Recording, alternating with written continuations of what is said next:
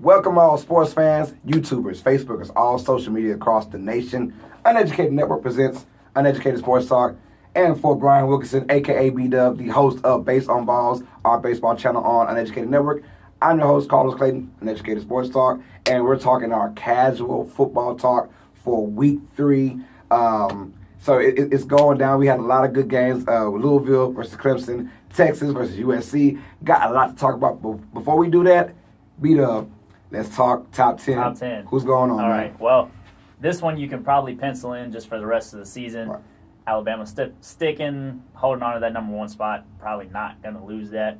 Clemson going to jump up to number 2. Oklahoma going to take a number 3 spot. Penn State jumping up to number 4. USC following number 5. Oklahoma State at number 6. Washington at number 7. Michigan falls to number 8. Wisconsin comes up to number 9. And Ohio State number 10. That's your top 10 for this week. That's pretty, I like it. I understand it. We had Clemson this week, demolishing Louisville, so they jump up. And then we also had last week Oklahoma beating Ohio State, not demolishing them, but it was still a big game going into Ohio State. So they win that. So I understand why, and it's good to. I don't mind the shakeups right now. Like I said, it's early going on. This is only the third week, so week 3. I understand 4th, 5th, 6th, 7th week. By that time, we'll know who is your top teams. I think my biggest concern is USC in a bad way, because I'm saying, like, the fact that I'm starting to realize what voters were thinking the first 2 weeks now. That's what I'm starting to think. I'm starting to realize maybe they USC. Go back and forth. Yeah, maybe they aren't that good. Like, we'll talk about that later in a few, but it's like maybe they're not that good. And I don't know. Penn State, I like them at 4 just because they've been demolishing teams. Penn State and Washington. I mean, even though it's not that much competition right now, they've been killing them, demolishing them. And Alabama being at number 1 had I'm not going to say a close call with Colorado State, but 41-24 isn't a good look. It's not as pretty. I'm pretty sure, it's not as pretty. Yeah, I'm pretty sure Alabama fans are making up all kind of like, oh my God, we need to get better at this, that, and that. And then Nick Saban's like, just relax. We had the 4th string playing against, in that 4th quarter. So I want to give my guys some time to play, So that was my biggest take, but maybe USC on a disappointing end. What do you think about the top 10 so far? Offensive rewards. So we got Clemson jumping up for hanging 47 on Louisville. Penn State, obviously we just talked about them, and Washington demolishing people, both making upward trends in the voting this year. Michigan dropping because they're not putting footballs in the end zone whenever they get down into that red area. That's kind of a problem. But that's really just my biggest take for the big rewards for big offense. I think you do that early just because it looks good. But then once it gets down to week 8, 9, it's all about the wins now. Yeah. If you just got more wins, we don't care how you get it, as long as you're winning. But as of right now, I agree with you though. The more explosive points, the more big plays you're making, the better the eye privilege, whatever you call that, the eye test. Yeah. You see that, and you see these teams, like you said, Louisville getting smashed by Clemson, and that bumps Clemson to number 2. So I see where you're going with that. Defenses, Michigan.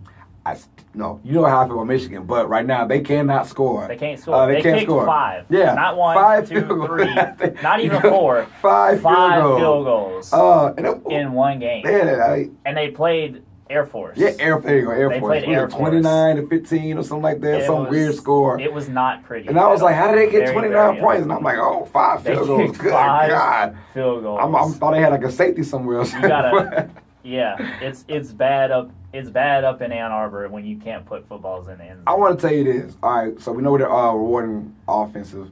We know that Rudolph for Oklahoma State. Mason Rudolph. I don't think he's thrown for less than 400 yards in a single game this season. How good is Oklahoma State, and where can their biggest potential? Where can you see them at? Oklahoma State. At the very, very top of the top, that means they have to go into Stillwater. They have the game at home, which is good for them. They got to go into Stillwater and beat Oklahoma. Right. And they got to beat them good. And when I say beat them good, I'm not talking about blow them out. I mean, obviously, if they did that, that would be fantastic. Right. But I'm not saying that. If they can win by a solid 2, or if they can win by a solid 3 scores in that game, and they win the Big 12 championship, because right now, let's be honest, that's what it looks like. It's either going to be Oklahoma State or it's going to be Oklahoma. Yeah. So if they can win that game and pull off a Big 12 championship, I think they can get in. I think they can get into the top 4. It's going to be close. Right. It's going to be close. But if you want to talk about just where the ceiling is for this team with that offense, I think they can muscle their way in the top 4. I'm more of I won't believe it till I see it. It's the Big 12. I get a feeling they're going to have a shootout with some team they had no business being in a shootout with. On the road, I don't know who it is, but in the Big 12, you already know those fireworks from either team. Any given Saturday with the Big 12, someone could put up 60 points on Oklahoma. And Oklahoma State does have their first big test coming up this week. They got TCU, the Horned Frogs, coming to town, so they're going to have a decent defense. TCU is actually one of those teams. TCU and Oklahoma, I think, are the two teams. Mr. Patterson is still the two teams in the Big 12 that actually do play some semblance of a defense. Right. So, this is going to be an important game for Oklahoma State, even though TCU is only ranked number 16. So they're sitting just outside of that top 15 bubble. So that's going to be a big game for them. Mr. Kenny Trill, right? Kenny Trill, that's what they call him out there in TCU. The former who he played for. Texas A&M, right, for a second. Yes. And then he left and transferred to anyway. So it's a good quarterback. I'm just saying that is a test. We'll see this week. We'll talk about that later on. But we're not even going to talk about Louisville versus Clemson yet because the game of the week. No doubt. To my surprise, Texas going in to USC. They had me believing. They had me believing. Unfortunately, I had USC winning. He had Texas winning, and I thought he was crazy for having Texas winning. But now I realize, he was on to something. And unfortunately, they made me 0-4 in my picks for this season in our 2 weeks. I was hanging on by that much. I was like, Texas, they're gonna do it. They're gonna make me not 0-4. Oh my God! Talk about a good game. And this is one of the games I was going to sit back and watch for the first half and see where it goes. But then I saw USC struggling, and I don't know if it was more. Is USC that bad or is Texas that good? But the freshman quarterback for Texas, Sam Ellinger, and just the fact that they made so many gutsy plays. What a drive, man. The defense, out of the blue, became the spectacular defense. Play. So taking balls away. Last week we were talking about that commercial. We were saying a commercial about it'll get USC hyped up. We didn't even think about the fact that, or I didn't think about the fact it could have got Texas hyped up to play against USC. I want to know your thoughts and your takes on the game. How'd you feel about it? My takeaway from that game. Okay, so we'll start with the USC side of the ball. They looked okay on defense in the beginning of that game. They got a couple of turnovers. They were kind of holding Texas back a little bit. We went into halftime. I think the score was 14-10. Yes. So they were looking good on that side of the ball. On the offensive side of the ball, where everybody thought that USC was just going to be, that Sam Darnold and company were just going to be these monsters coming through the season. We kind of saw those first little chips in the armor from Mr. Darnold. He threw an important interception right at the half. Right. That got Texas going and picked up their momentum in that game. I think he can bounce back from that. He does play in the Pac-12, so it's not that big of a deal. Right. But when you're talking about coming up against a team like Washington, because if it comes down to it, more than likely it's going to be Washington in the championship against USC this season, and you got to be able to score with those guys because they can absolutely run the score up on you. So it's a good thing for him to have been tested this early in the season because he did look a little flaky, and this is something he can go back on and look up at and say, this is where I need to get better. I need to, my decision making was a little bit off here and there, or I got a little rattled. Texas was getting some good pressure in on him there for a good while. Surprising to me. Good God. And then on the flip side of the ball, Texas has a fantastic second-year sophomore quarterback. Mr. Shane Buechele is out with a throwing shoulder injury. And I don't know where Texas keeps getting all these freshman quarterbacks, man. But it's like they have a guy, and their guy is really awesome. And they got this freshman guy, and you don't know who he is, but then he steps into the game and just blows you away. Like, I was not expecting, like, he came out and performed very well last week, and they couldn't, they did pull off the win in week 2. They looked very good. They were super impressive against a very bad team. Right. My mistake on that. But he came out in this game. He was a little shaky in the first and second quarter. Like I said, he gave up a couple of turnovers, but then they got that interception coming in the half, and then all of a sudden Sam Ellinger just took his team by the horns and said, you know what, we're going to go down and we're going to score and we're going to run with these guys. And the personification of that in their final drive, their second to final drive of regulation time. They were backed up. They were at their own 20-yard line, I believe. Missed a couple of passes in a row, and then just nails a beautiful 50-yard post route down to the other end of the field. And all of a sudden, Texas is in scoring position. Right. And then not only making that particular play on this stage in LA in prime time, comes back, still keeps his composure.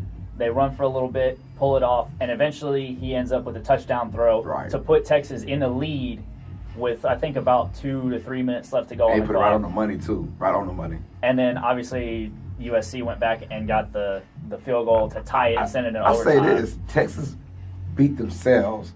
And it was before the snap. Him and that center exchange was you could tell he doesn't get a lot of snaps and doesn't have a lot of, but the center exchange was bad. Too many offside penalties, false starts, all those key plays, key areas throughout the whole entire game. If you take that out from Texas, they win this game. They shot themselves in the foot so many times in that game from pre-snap things going on. And you take that out, Texas wins this game because my Heisman finalist winner, he didn't look good. He didn't look good. He's gone. I'll find somebody else for my Heisman. Let me just say, for having a 1-2 start to your season as Tom Herman in your first year coaching, this Tom Herman Texas team looks like they're ready to play, man. They're just having those couple of little. I just hope it's not inch by inch problem. We'll come play when it's a big team or a big rivalry. And then when we play someone kind of mediocre, we just sit back and not come up to that, to their level. Or let's not drop down to their level. I think they're going to be okay with that because, like I said, in week 2 they did go out and they absolutely demolished. I don't remember what school it was they played, but they scored like 56 points. Like I don't think this team is in danger of anything like that. And they've got an experienced guy at the helm, waiting in the wings. He's just trying to nurse a throwing shoulder injury. I can't stress how important that is. Right. If it was a non-throwing shoulder injury, like you'd expect him to be back sometime very soon, but it's a throwing shoulder injury as a quarterback. That's a huge problem. You got to be able to know that you can make that throw or take that hit because there's a lot of small situations where you're making a throw or you're trying to pull a ball back down and you hit a helmet or you hit a hand or something like that, and the shoulder. There's just all kinds of different problems that you could have with that. So it's good for them to know that they have this Sam Ehlinger guy that can come in and run this offense this. Yeah. This team is looking 100% improved from the offseason where they were. From the first damn game. For the first game. Even for being 1-2. I mean, if you take a misstep here, an inch there, a false start penalty here, Texas could easily be 3-0 right now. I just hope they don't play a Baylor-like team or, even God forbid, or West Virginia, and West Virginia is still a decent team, but they go in there and they just look horrible. And then when you play Oklahoma or Oklahoma State or USC and you come up and rise to that challenge, I don't be that team. So I'm hoping that they don't do that. But Texas looked good. The defense looked like how funny when Urban Meyer makes a comment to Tom Herman, about don't make excuses. Yeah. And then Ohio State loses, and now Texas is looking better now after that. Yeah. So it's funny how things go. I would just calm as how it is. So I would stop talking to Urban Meyer, concentrate on Ohio State, brother, because you need all the help you can get right now. But that performance, I don't know if I'm with you. Texas is that much better. I think USC. I'm kind of starting to realize USC is probably not that good yet. We'll see. They can go on the road and just act a fool and get that one hangover out the way. They did win. They did win. Yeah, they did win. So a win is a win. And when it comes down to December, when they're hopefully to them they're 12-0, that won't even matter because we still won the game. So it doesn't even matter. So that being said, what a fabulous game. I enjoyed it. It was one of those games I was going to watch for just a half. Then I was like, it's pretty freaking good. And I stayed the whole time. So what a wonderful game. And USC dropped from 4 to 5. So obviously it hurt them, quote unquote, from the AP's eyes. But Texas, sky's the limit. USC is worried about the big boy rankings in a couple of weeks. This AP nonsense, throw that up. Now, we can talk about what we thought was going to be the game of the week, which was Clemson going into Louisville. You had the reigning, defending Heisman Trophy waiting on the reigning, defending champions to come on in, and we were thinking that it was going to be this shootout, and Lamar Jackson just running around like crazy, just doing what he does. 7 touchdown performance. I had it 38-24 or something like that, and you had it 41-45. Yeah, something like crazy like that. Yeah. I wish that Bobby Petrino could get this man a team. Yes. If Lamar Jackson could just have a team around him, man. Jackson he was ready. The team around him, they were not ready for the stage at all. And in my opinion, it showed me Clemson's defense is for real. Like lights out. I think better than Bama's defense. When I talk about starting lineup, not Bama has the depth, obviously, but Clemson, just the starting 11, that front line, I think is the best in the nation. Just his performance, they shut down Louisville, and something told me it was going to happen like that because we saw what LSU did to Lamar Jackson last year when he faced a really good defense.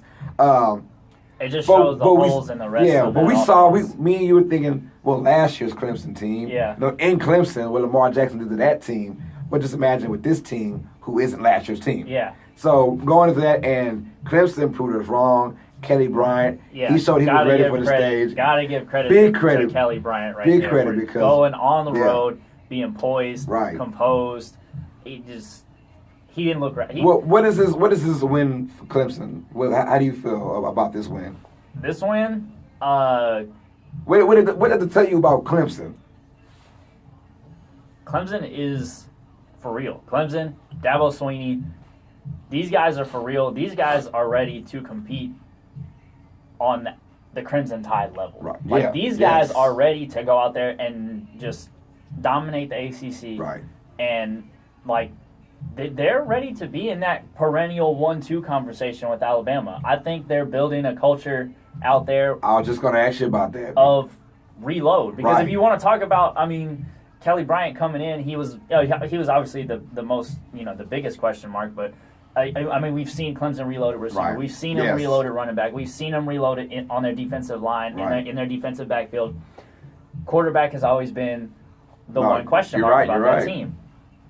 They're ready to reload at quarterback. Kelly Bryant could be better than Deshaun Watson. No, he could be. Deshaun said it himself. There's a tweet, and someone said, "Hey, man, Kelly Bryant's looking good. He might be better than you, Deshaun." And Deshaun tweeted to that same person, "He will be better than me. I promise you." And I was like, "Whoa, all right." So Clemson, they are ready to be on that level. I was just getting ready to ask you that because this feels like a Nick Saban type of program going on with this Clemson Tigers team. Dabo Swinney has this working. He's got it working. And one, his character, his emotions make you want to go to him over Nick Saban. So let's just say these two teams are on par of being, they're top. They are. Two. Let's not just say. Now it's up to the coaches. Do you go with the resume of Nick Saban or do you go with the future resume of Dabo Swinney and his personality? Because you kind of want to play for a coach like him.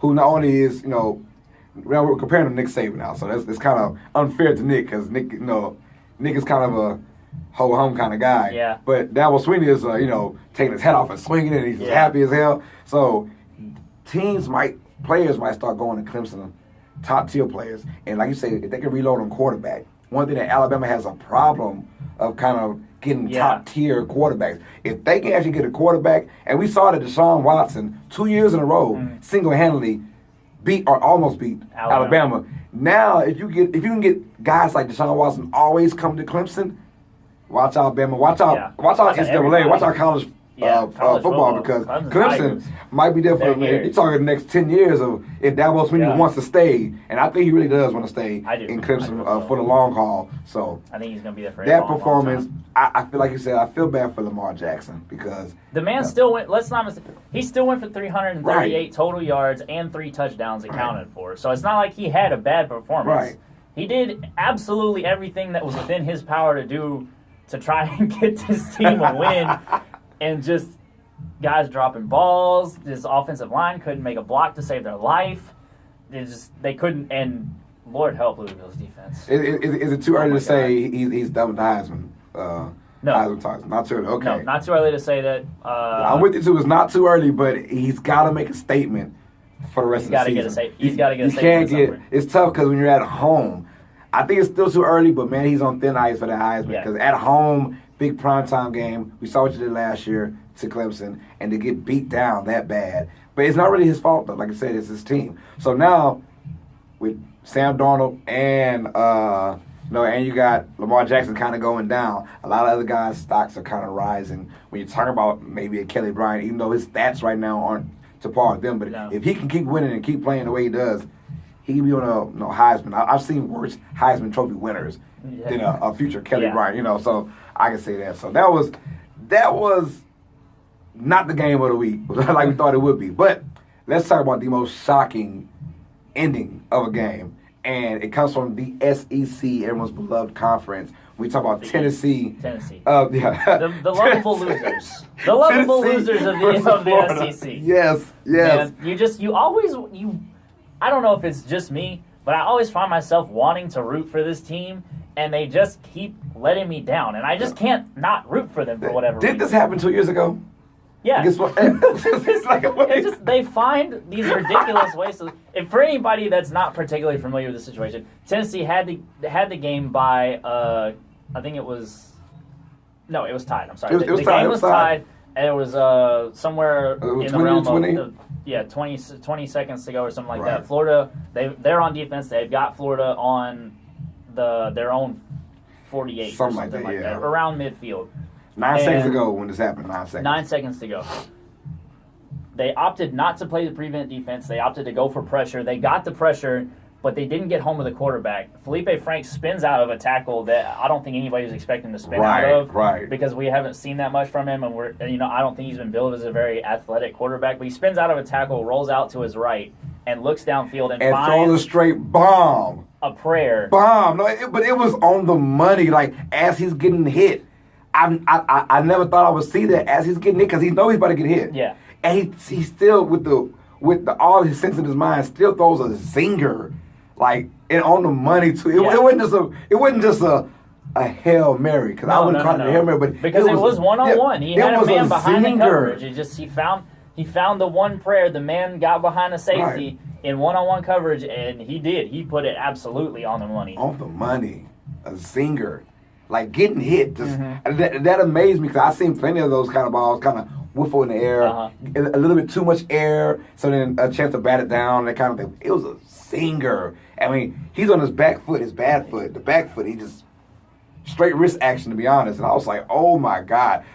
Don't lie. I don't know if I had just got off of work or what it was. I came in. I said, well, what game is good? I said, oh, Tennessee and Florida. Okay, Tennessee had just scored to tie the game up. Yeah. I just saw that. I saw Florida, and I was like, okay, we're going to overtime. Can't wait to see it. Hey, boom. Nope. No overtime for you. I was like, so this is how my Saturday is starting. Okay, it started off with a bang. It's going to be a good week. Tennessee is always that team to me that always, their non-conference schedule, they always demolish that. They always go through that. Usually it's like 5-0, and then something bad happens to them. But this time, they picked up Florida early on the schedule this year. Exactly. And that just went like that. So what you were saying, that wasn't prevent defense. But 9 seconds ago, on the 48, what you do? I don't know what they're trying to play. It's 9 seconds ago. They had so many options. One guy ran to pick up someone, run like a 5-yard crossing pattern. To lead to free safety wide open with the wide receiver. I'm like, what are you doing that for? Let him catch the damn ball and then hit him, and you're still on the 50-yard line or the 46 of your 46. It's 9 seconds to go. There's no way. Yeah. There's no way they're getting that off. Then you prepare for the Hail Mary, but I'm like, what are you doing? It's got to be better defense. I feel bad for Tennessee. The fans, just Tennessee, fans overall, because you deserve so much better. I'm be honest, you deserve better than what you saw for that one particular play. And Florida fans, they just like, been there, done that. I mean, that's what we do against Tennessee. I just always want to see them win, and they just don't. Right. They just don't. I've always said this, and I'm starting to think, it has me thinking about conferences now. Mm-hmm. Like, is the SEC really losing its glory? Is it really just Bama? And to your credit, Georgia, is it really just Bama and Georgia, and then everybody else is like, is free game for everybody else? Like, I want to know, because right now, I'm feeling like the Pac-12 it's starting to become that conference now. Maybe the Big Ten, but not really, because it's still just two teams to me, in my opinion. But the Pac-12 for sure is having field day when you get Ole Miss losing to California. That kind of stuff is like, is the SEC really kind of withering? I think the SEC is a triple-tiered conference. Okay. And what I mean by that is there's Alabama in the one tier at the very, very top. And I don't think anybody else is in that tier just yet. We're talking about the Georgia team, but they still have a lot to prove to us. They are a very, very, very good team, and I'm going to put them in the second tier of the SEC. And then the second tier of the SEC, you've got your Georgias, your Floridas, your LSUs, your Auburns, and your Mississippi States. Yeah, so don't forget Mississippi State. And then that beat down LSU. That's where I'm going to draw the line. Right. And I'm going to say that's where you got your third tier with basically everybody else. Yeah. Tennessee, Vanderbilt, Kentucky. Yeah. So the SEC is now a definitively triple tier conference. Where before you had two tiers. You had Alabama, LSU, Florida, and everybody else. Yeah. Now it's not Alabama and Georgia and everybody else, but it's Alabama and then the guys that are right below Alabama that could challenge them. Right. And then everybody else. Yeah, I feel that's how I feel about the SEC. I feel like it's a one-man band now. It's basically Alabama. Alabama's so good. As of right now, 4 or 5 years ago, it was Alabama, like you said, Alabama, LSU, Florida. Like, you can name them. Like, you put the fifth best SEC team against the first or the first place team of this conference, and they'll give them competition or might even win. Now it's like, if Washington went to Mississippi State or Washington played at LSU, they might blow them out. It just feels that way. But speaking of those two teams, a quick topic: LSU first real contest, and they get smoked in Mississippi, man. I mean, Mississippi State, excuse me. Those Bulldogs put it on with 37-7. Yeah, it was that was shocking to say the least. I had a feeling LSU was going to still lose, but I thought it'd be one of those 17-14 kind of games, something nasty. They just got outplayed. Mississippi State just came in like some Bulldogs that they are, they absolutely dominated LSU in every facet of the game. Can LSU rebound from this?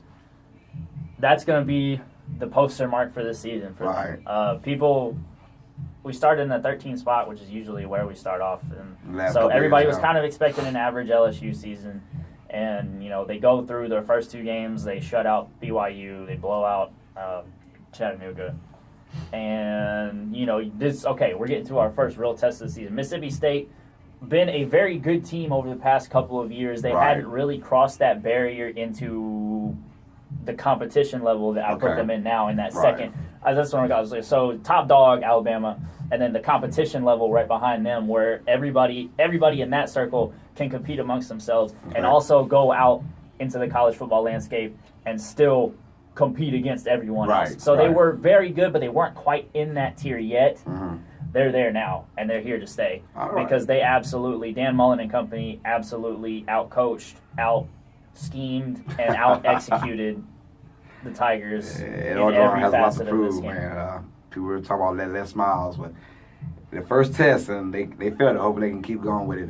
That's the thing. This is going to be the mark of Coach Orgeron's season and the defining tone for pretty much the rest of his tenure, because this is your first major loss.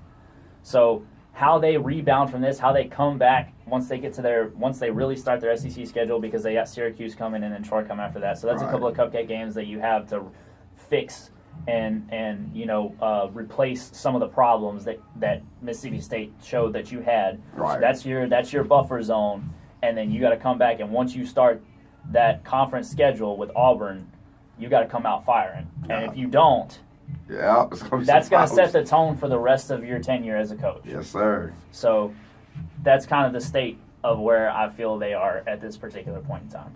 I got you, man. Well, wrap things up. How we always do. Top four. If the season ended right now, who is your top four teams right now? 4 through 1. Right. I'm gonna hang with the AP for now. Bama 1, Clemson 2. The reason I moved Clemson up in the 2 spot over Oklahoma is purely defense. Right. Because Clemson's defense played on an entirely different level than Oklahoma's defense can play on, or that they've proved that they can play on. On offense, I still got them even for the most part, but that defense in Clemson just plays on another level. Gotcha. So Clemson 2, Oklahoma 3. Number 4 spot. To me, the number 4 spot's kind of pick and choose right now. Had USC in there last week simply because I felt like I couldn't exclude them. Right. You kind of now I'm going to exclude right. them, and I'm going to take Penn State. I'm going to take Penn State at number 4. They've been, like I said, they've been absolutely blowing people up. So, and they were last year's Big Ten. So they were last year's conference champion. They beat Ohio State and they beat Michigan last year.